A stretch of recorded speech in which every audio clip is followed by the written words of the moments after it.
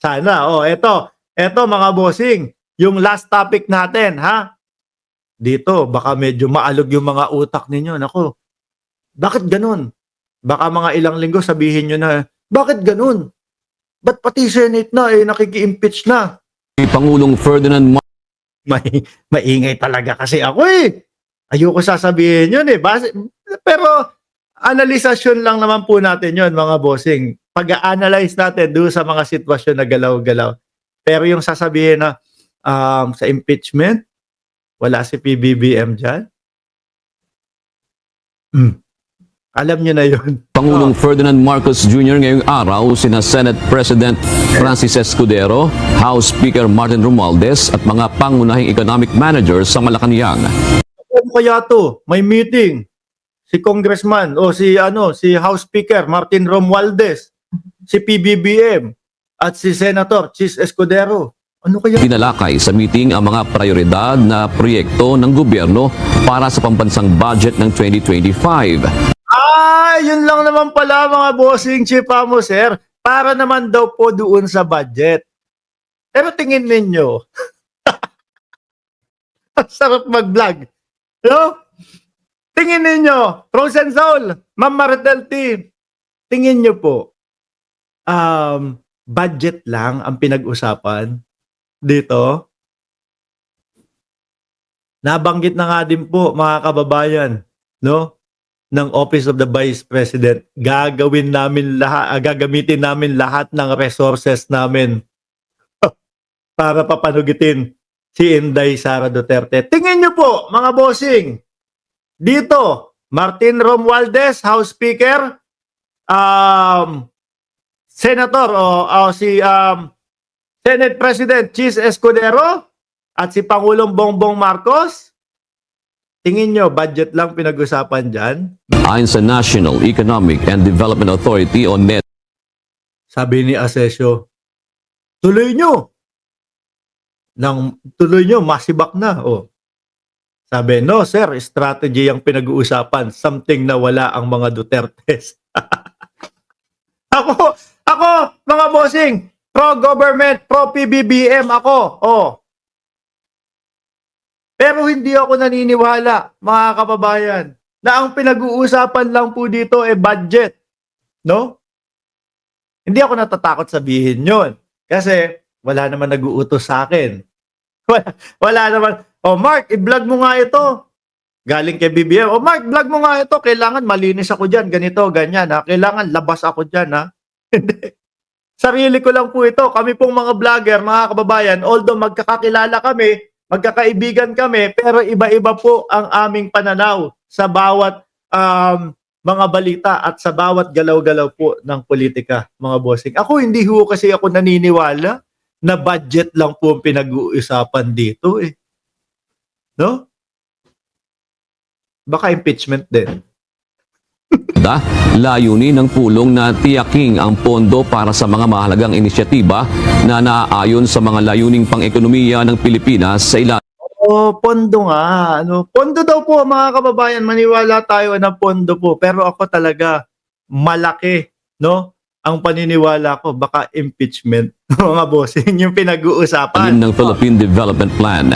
Ayon kay NEDA Secretary Arsenio Balisacan, nagkaisa ang Pangulo at Kongreso na ponduhan ang mga proyektong magsusulong sa socio-economic transformation ng bansa. Ngayon po, sinasabi nila, mga kababayan, naglalaro, no, ang Grandmaster kapag si dating Pangulong Duterte yung may strategy.